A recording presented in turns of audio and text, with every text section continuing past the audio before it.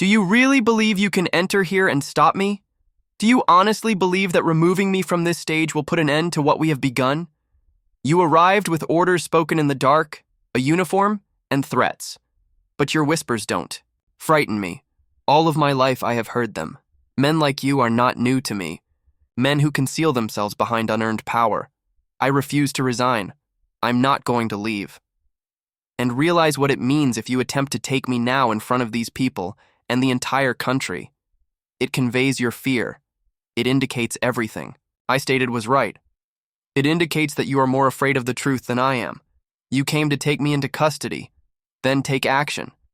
However, keep in mind that I am not the defendant in this case. Yes, you are. You have guns as you stand there. All I have here are the people behind me and the truth. And it's stronger than everything you're carrying. You'll respond if you try to stop me. Not only to this chamber, but to all Burkina Faso's mothers, soldiers, and children who understand what justice smells like. You expected this to be quiet, tidy, and quick.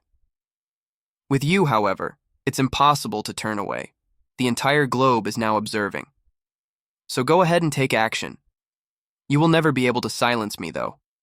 And this country will never be yours again. During a live address, they attempted to arrest Captain Ibrahim Traoré, but were astonished by his remarks. There were many people in the hall. Every type of face was present in the audience, including elders, soldiers, farmers, and students. No one anticipated what was going to happen, but some came to listen and some to cheer. At the podium was Captain Ibrahim Traoré. There was a single microphone in front of him, a black shirt with the sleeves rolled up, and no suit or podium. Armor.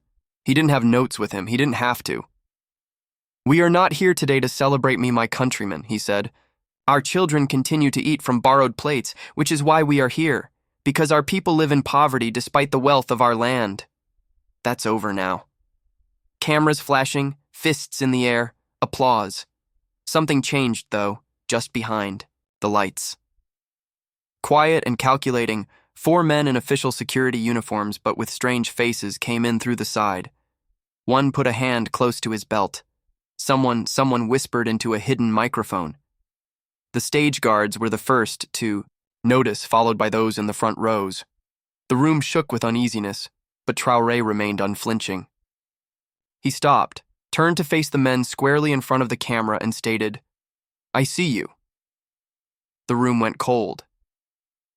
"I'm not shocked. I know why you're here.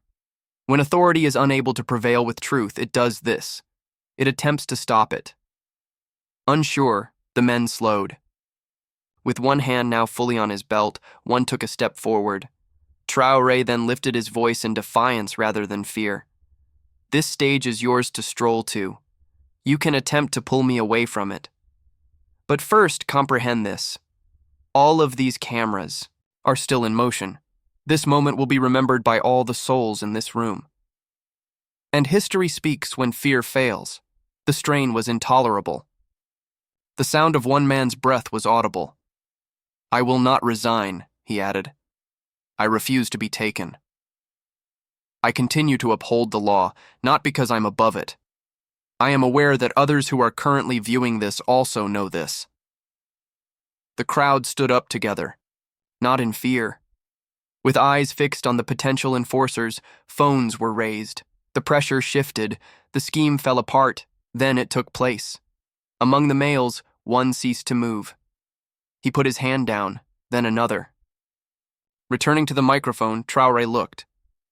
"Let me remind you all, Burkina Faso does not kneel to pressure. It does not arrest truth, nor does it sell its future to cowards." The final 2 officers stopped speaking in the middle of their sentence. They surveyed the area, just the burden of being noticed, with no orders or assistance. In the crowd, a woman said, "We are with you." But someone else said, "Touch him and we rise." Traoré turned to face them. His words, "This is not just about me. This is about every man and woman who ever raised their voice and was told to shut up, who built this country while others tried to sell it." There was a sudden pause. Slowly, one of the operatives in disguise took a step back. His buddy followed. Quietly, utterly defeated, they vanished through the side door they had entered. The gathering erupted in deafening applause rather than anarchy. Traoré stood erect, his eyes unwavering without a smile. This stage was on the verge of becoming a jail. Rather, it turned into evidence. When people are a movement's shield, it is impossible to halt. The video continued after the speech was over. All around Africa and the world, it was circulated, streamed, and replayed. Newscasters referred to it as the most potent instance of popular opposition in contemporary Burkina Faso. Statements were released by governments. The detention attempt was illegal, unofficial, and misunderstood. However, the public was aware.